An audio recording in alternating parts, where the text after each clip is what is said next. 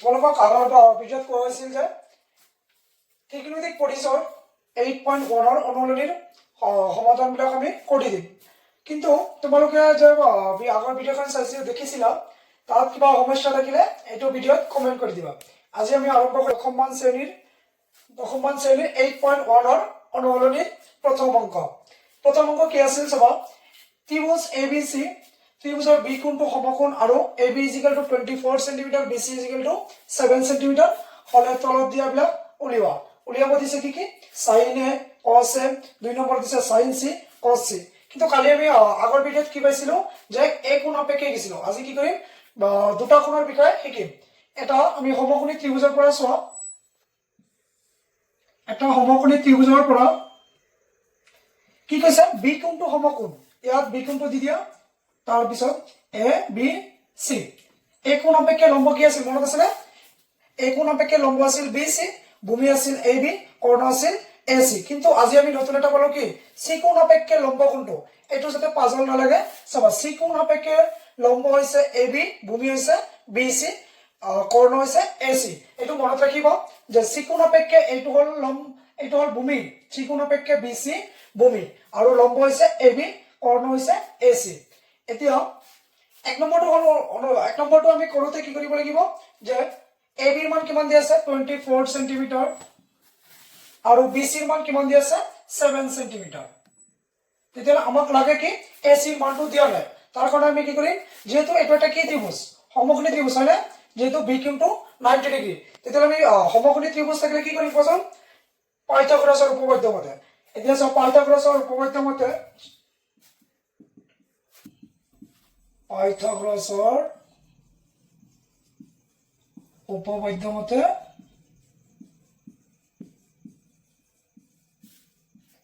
কি আছিল কৰ্ণ স্কয়াৰ ইকুৱেল টু ভূমি স্কয়াৰ প্লাস লম্ব স্কয়াৰ। কৰ্ণ কি আছিল মনত আছে না, AC হল কৰ্ণ, AC স্কয়াৰ ইকুৱেল টু কি আছিল AB square plus BC square. এতিয়া আমাক AC স্কয়াৰটো নালাগে, স্কয়াৰটো যদি উপালে যায় কি হ'ব ৰুট ওভাৰ আহিব। AC = √AB square plus BC square. AB ৰ মান কিমান আছিল 24 cm, 24 cm প্লাস BC ৰ মান কিমান আছে 7 cm। AB 24 স্কয়াৰ মানে কি 24 কেইবাৰ পূৰণ হৈছে দুবাৰ পূৰণ হৈছে 24 * 24 4 4 গুণ কিমান 16 16 6 4 দুগুণে 8 8 একে 9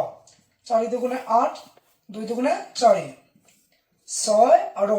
7 5 5 7 6 5 7 6 সেন্টিমিটার স্কয়ার প্লাস 7 স্কয়ার মানে কি 7 গুণ 49 সেন্টিমিটার স্কয়ার। দুটা কি একক বিলাক একে আছে সেন্টিমিটার স্কয়ার কমন লব পাৰো, যদি এনেকে দি দিও যোগ কৰিলে 576 প্লাস কি 49 9 6 15 5 7 আৰু 4 11 11 আৰু কি কিমান 12 6 625 সেন্টিমিটাৰ স্কয়াৰ। যদি স্কয়াৰটো কি কৰিব ৰুট ওভাৰটো কেনসেল কৰিব আৰু 725 625 মানে কিমান 25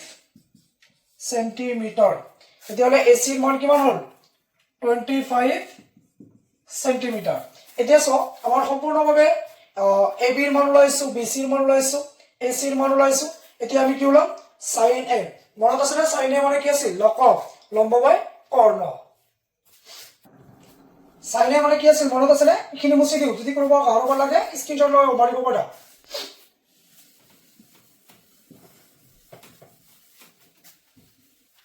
sin A মানে কি আছিল মনত আছে sin A।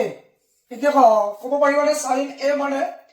A কোণ আপেক্ষে লম্ব কোণটো ভূমি কোণটো কৰ্ণ কোণটো মনত আছে। কালি কৈ দিছিলো যে আগৰ ভিডিঅ'টোত কৈ দিছিলো যে A কোণ আপেক্ষে ভূমি আছিল AB, লম্ব আছিল BC, কৰ্ণ আছিল AC। এতিয়া A কোণ আপেক্ষে sin A মানে কি আছিল লম্ব বাই কৰ্ণ। লম্ব কোণটো আছে BC, কৰ্ণ কিমান আছে AC। BC ৰ মান কিমান দিয়া আছে চাওচোন, BC = 7 cm 7 cm আৰু কি আছে AC ৰ মান 25 cm। is equal to 7/25 sin a হল এতিয়া আকৌ কি লাগে cos a লাগে cos a মানে কি আছিল লক ভক ভূমি বাই কৰ্ণ এই কোণ অপেক্ষে ভূমি কি a b ভক ভূমি বাই কৰ্ণ কি আছিল ac ab ৰ মান কিমান দি আছে 24 ac ৰ মান কিমান দি আছে 25 সেন্টিমিটাৰ এতিয়া কি এটো ক্যান্সেল 24/25 এতিয়া আমাৰ এক নম্বৰখিনি কমপ্লিট হ'ল যে sin a ওলাব দিছিল cos a এতিয়া আমি দুই নম্বৰটো কৰিম দুই নম্বৰটো কৰিবলৈ কি c কোণ অপেক্ষে তুমি এটা মনত ৰাখিব লাগিব যে এইটো কি দিছে c তেতিয়ালে এইটো কোণ অপেক্ষে ওলাব লাগিব আগৰটো আমি লৈছো a কোণ অপেক্ষে এতিয়া sin c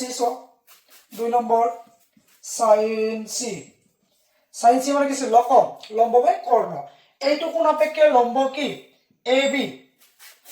লম্ব ab কৰ্ণ কিমান কৰ্ণ দুটাৰ একেই থাকিব ac ab মান কিমান দি আছে 24 সেন্টিমিটার ac মান কিমান দি আছে 25 সেন্টিমিটার is equal to 24/25 এটো হল কি sin c আকৌ কি দিছে cos c অপেক্ষে c কোণ অপেক্ষে cos c মানে কি আছিল লক ভক ভূমি বাই কৰ্ণ c কোণ অপেক্ষে ভূমি কি আছিল bc কৰ্ণ কি আছিল ac এতিয়া bc ৰ মান কিমান দি আছে 7 দি আছে 7 সেন্টিমিটাৰ আৰু ac ৰ মান কিমান দি আছে 25 সেন্টিমিটার সেন্টিমিটার ক্যান্সেল কিমান থাকিল 7/25 সেন্টিমিটার 25 যদি কোনোবা লাগে দুই নম্বৰটো এক নম্বৰটো স্ক্ৰিনশ্বট মাৰি ৰাখিব পাৰা ধুনীয়াকৈ ইয়াৰ পিছত আমি পৰৱৰ্তী দুই নম্বৰ কোৱেশ্চনত আহিম দুই নম্বৰ কোৱেশ্চনটো চাবা আজি দুই নম্বৰটো চাও এক নম্বৰটো কৰিলো এতিয়া দুই নম্বৰটো হ'ব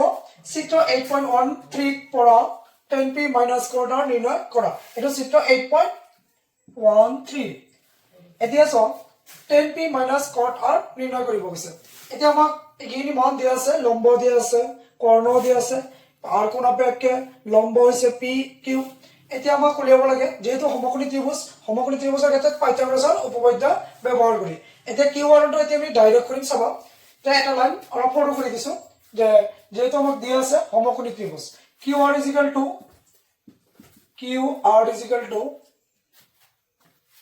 root over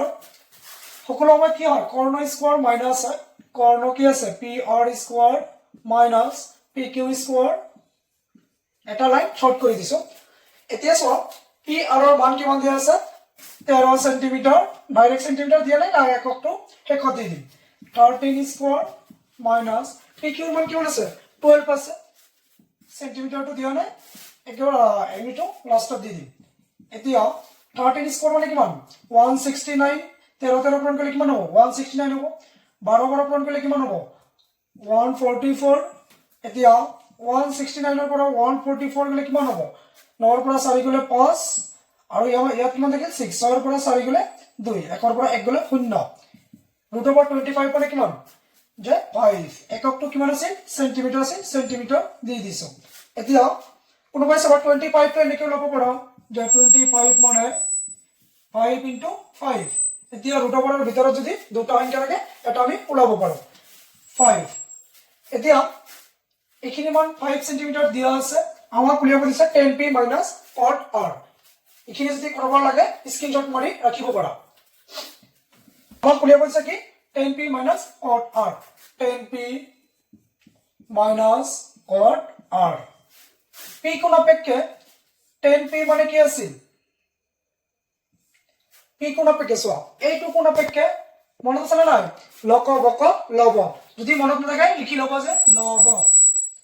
এতিয়া চোৱা p কোণ অপেক্ষে লম্ব কোণটো আছিল p কোণ অপেক্ষে লম্ব হয় qr আৰু ব মানে কি আছিল ভূমি p কোণ অপেক্ষে ভূমি কি আছিল pq minus cot r cot টো কি 10 ৰ উল্টা এতিয়া লক বক লব বল ভূমি কি আছিল qr r কোণ অপেক্ষে ভূমি কি qr আৰু তলত হ'ব এইটো কি কি হলো ওপৰত গৈ আৰু লম্বটো তলত আহিল লম্ব কি আছিল পি কিউ এতিয়া আমাৰ মানটো বহাবই নালাগে কাৰণ ইয়াতো পি কিউ আছে Q R by P Q minus Q R by P Q তেতিয়াহ'লে এনচাৰটো কিমান আহিব 0 আহিব লিখি ল'ব পাৰা কোনোবা যদি লাগে 2 নম্বৰটোৰ এনচাৰ এইখিনিলৈকে সমাপ্ত দুইৰ পিছত 4 নম্বৰ কুৱেশ্যন দিছো 3 নম্বৰটো তোমালোকৰ মই খালি এক্সাম্পলতে বাকি 5টা অনুপাত ওলাই দিছিলো আজি 4 নম্বৰটো আকৌ 4 নম্বৰটো কি আছে যে দিয়া আছে যে 15 cot a = 8 তেন্তে sin a c কে উলিওৱা এতিয়া এই কোন আপেক্ষে দিয়া আছে সলিউশন given 15 cot a =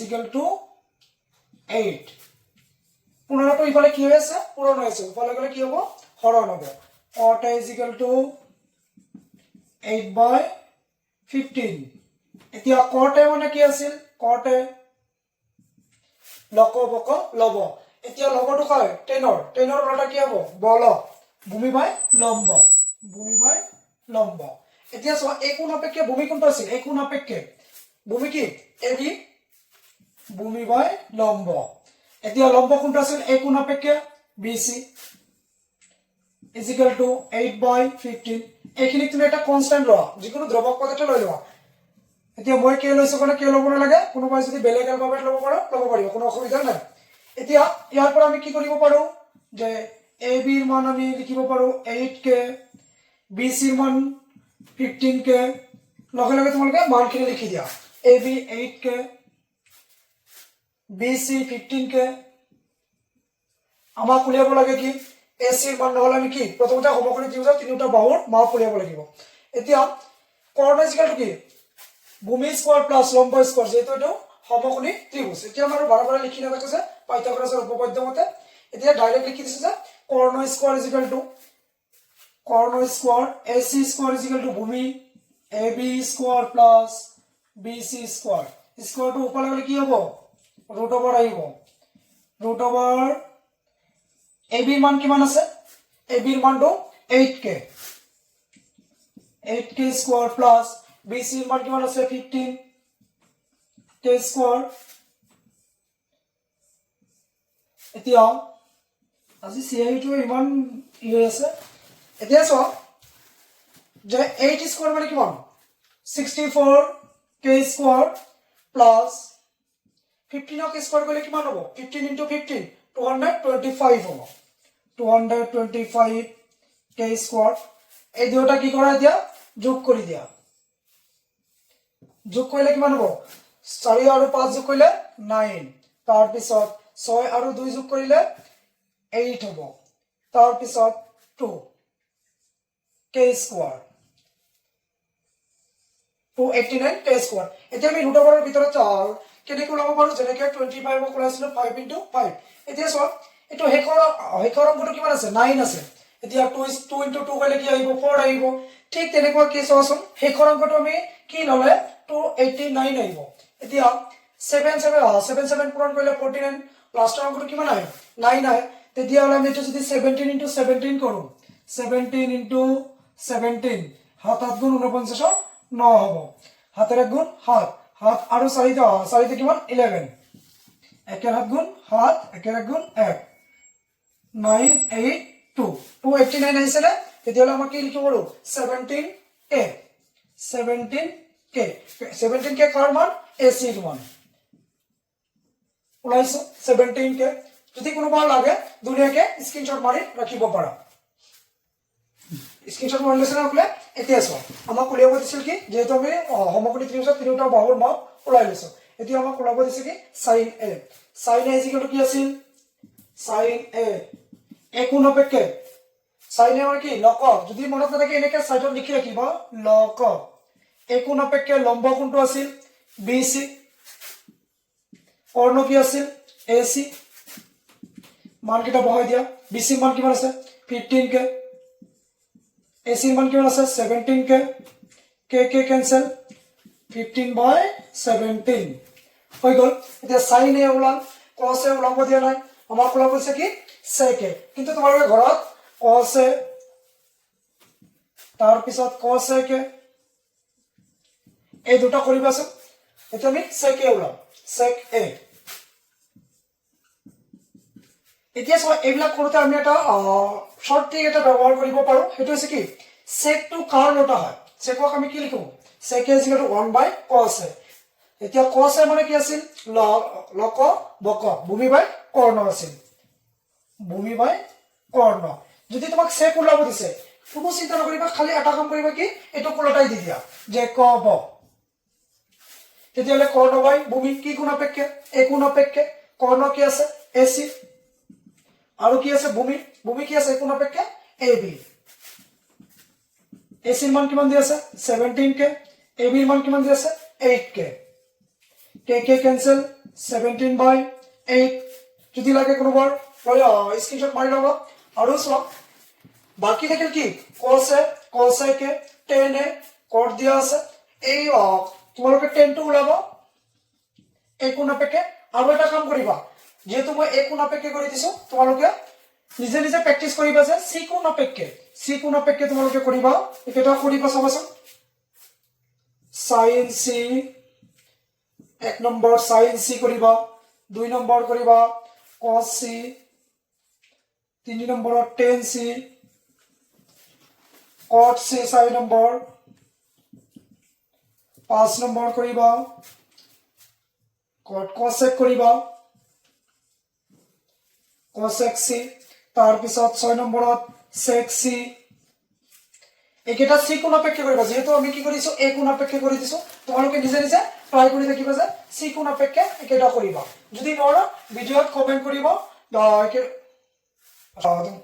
তোমালোকে c কোণ অপেক্ষে কৰিবা আৰু যদি নৰা তেতিয়ালে কমেন্ট কৰিবা যে সৰ c কোণ অপেক্ষে এটা কৰি দিব লাগে তাৰ পিছত আৰু আজি আমি 5 নম্বৰটো নিদিও যে 1 নম্বৰ কৰি দিছো 2 নম্বৰ দিছো 3 নম্বৰ এটা কালে আগৰ ভিডিওত আলোচনা কৰা হৈছিল আকৌ 4 নম্বৰ দিয়া হৈছিল কেনেকুৱা লাগে যদি আৰু গুটেকিটা সলিউশন দিব লাগে কমেন্ট কৰি জনাবা নেক্সট ভিডিওত দি থাকিম